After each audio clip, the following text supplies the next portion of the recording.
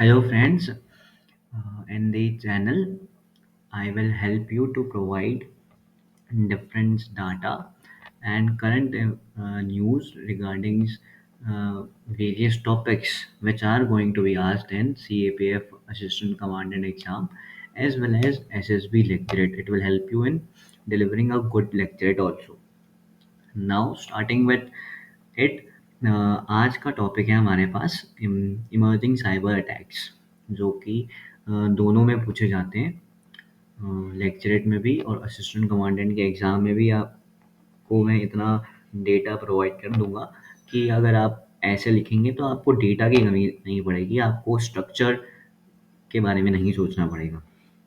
So starting with it, तो आज के ज़माने में हमारी डिपेंडेंस जो है वो काफ़ी ज़्यादा बढ़ गई है साइबर और ऑनलाइन थिंग्स पे। For example phone, laptops, everything is on the internet.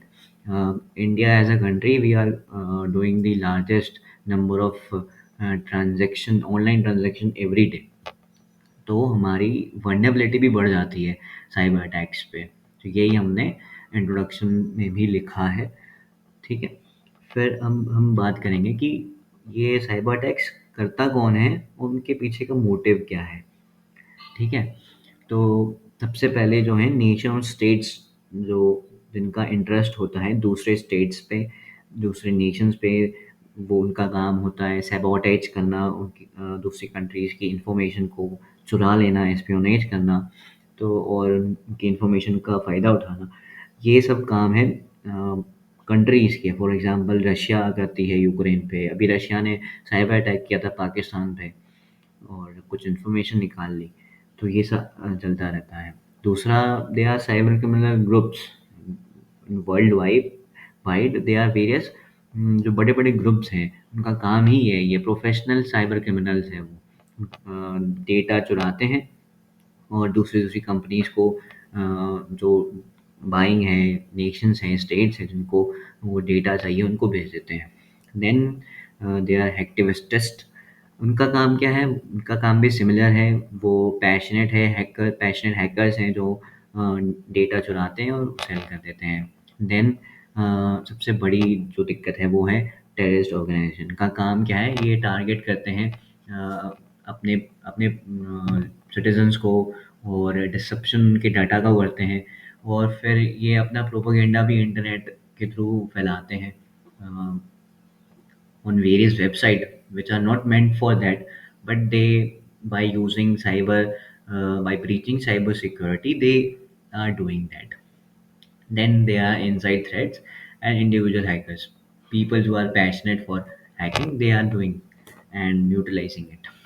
Then we will talk about types of attacks which are occurring. First is the malware attacks. What is malware? It is a malicious software. It could be anything.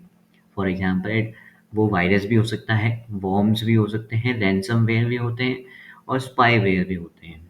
सबकी definition screen पे लिखी है, आप इसको पढ़ भी सकते हैं। वायरस जो है, just like virus and biology, self replicating program होते हैं। एक बार अंदर गया वो अपने आप स्प्रेड होता रहेगा, मल्टीप्लाई होता रहेगा आपके सॉफ्टवेयर में, आपके डिवाइस में।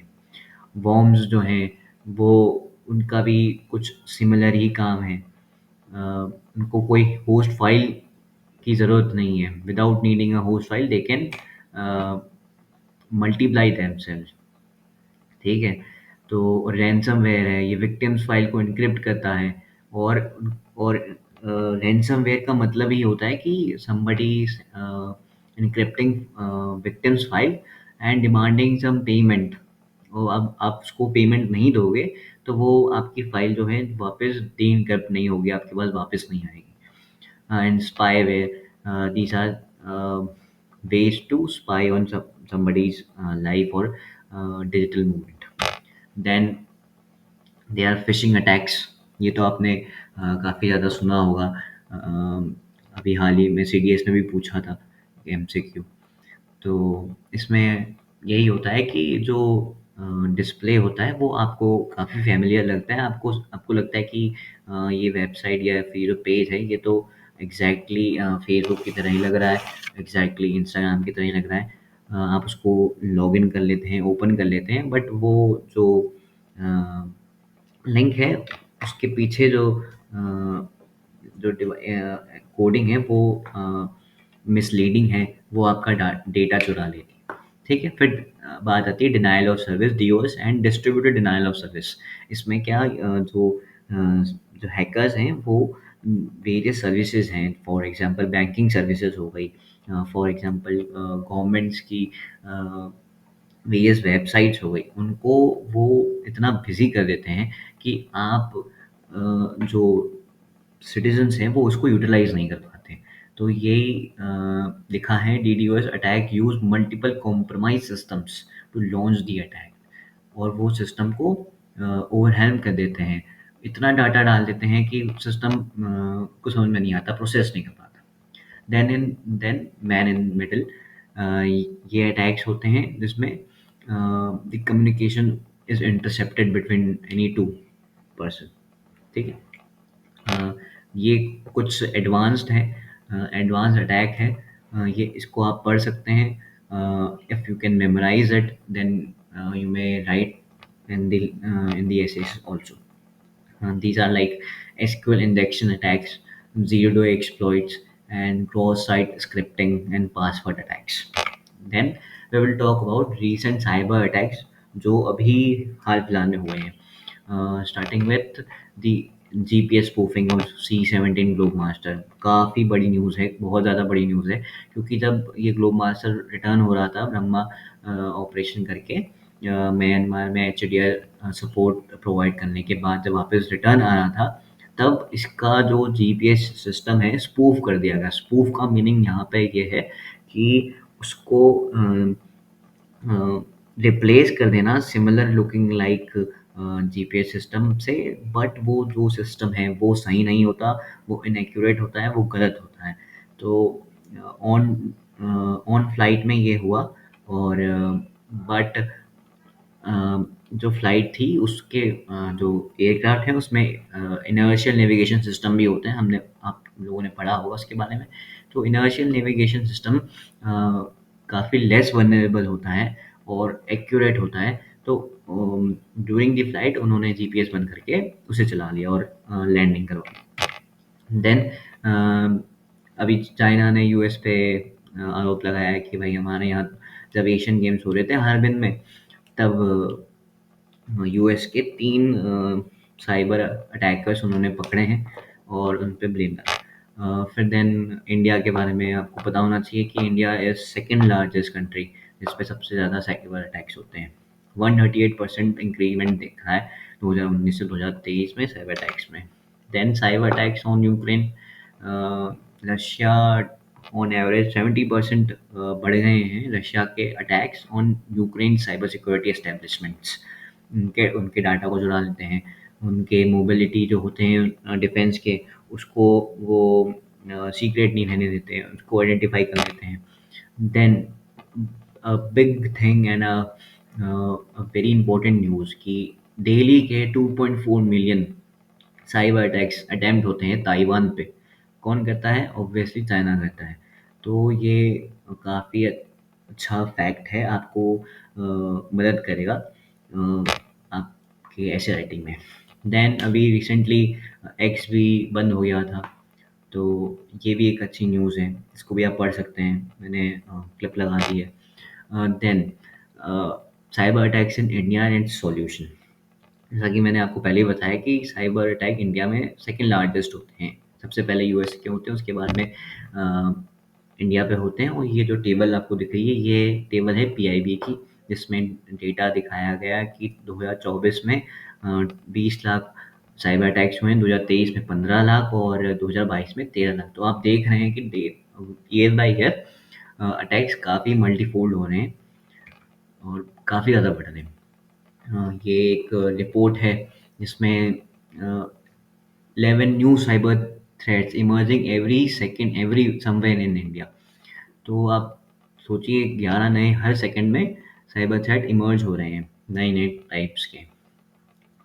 एक अलग से चैलेंज हमारे पास क्या आ गया है कि पहले तो सिर्फ दिल्ली, मुंबई, बैंगलोर बड़ी जो साइबर कंपनीज होती थी उन पे अटैक्स होते थे। अभी तो जो सेकंड टायर कंपनी जो सिटीज़ हैं उनमें जो कंपनीज हैं, cities like Surat, Jaipur and Ahmedabad और are also experiencing big cyber attacks. Then अभी रिसेंटली जो अ, अमिताभ कांत हैं, he was sherpa of G20, he mentioned cyber attacks as silent, borderless and totally anonymous। ये जो लाइन इन्होंने जो कही है इसको आप यूज़ कर सकते हैं टू स्टार्ट और टू एंड योर लेक्चरेट और ऐसे।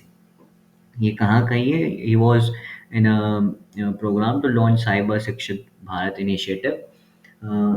तो इन्होंने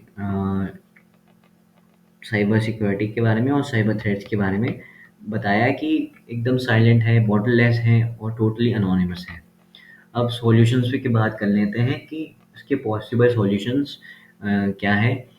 तो हमारे पास साइबर स्वच्छता केंद्र है जो सर्टेन ने बनाया है। सर्टेन एक ऑर्गेनाइजेशन है इंडियन गवर्नमेंट की, जो कि डिफरेंट डिफरेंट बॉडीज़ के थ्रू अपना साइबर स्पेस सिक्योर करती है और साइबर अटैक्स प्रिवेंट करती हैं। तो एक साइबर स्वच्छता केंद्र जो कि काफ़ी ज़्यादा इम्पैक्टफुल हो सकता है अगर हम इसके नंबर्स बढ़ा दें साइबर स्वच्छता केंद्र के।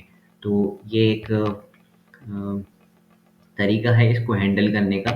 Then the national critical information infrastructure protection centre, जो कि अगेन सर्टेन के साथ ही काम करता है।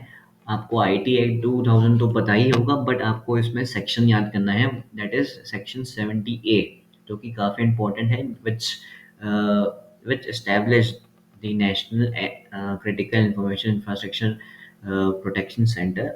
The role of this body is to provide intelligence and awareness to all other critical information infrastructures and to protect the systems of the government, and to alert them before any cyber attacks happens. Then this is National Cyber Coordination Center, and this is also an initiative and implemented by certain services to control the cyber attacks and secure the cyberspace of a country. Then, in the way forward, we can mention about the Budapest Convention on Cybercrime, which occurred on July 1, 2004. The motives or the outcomes was to harmonize the national laws of all the countries facing these issues, improve the investigation techniques। वो अलग अलग country साथ बैठेगी तो ही तो अपनी investigation techniques share कर सकती हैं और उसको सुधार सकती हैं। और enhance international cooperation combating the cyber crime. Obviously ये तो ऑब्वियस सी बात है। And in the conclusion you can say that कि साइबर जो स्पेस है वो काफ़ी इम्पोर्टेंट है आज के टाइम पे। So we can increase alertness, right. Individual organisation और गवर्नमेंट्स को दोनों को मिल करके अपनी अलर्टनेस एंड डिवाइसेस निकालने चाहिए जो कि साइबर अटैक्स को काउंटर करें और जो डेटा है, चाहे वो पर्सनल हो या फिर गवर्नमेंटल हो, उसको प्रोटेक्ट किया जा सके। So thank you so much for watching the whole video।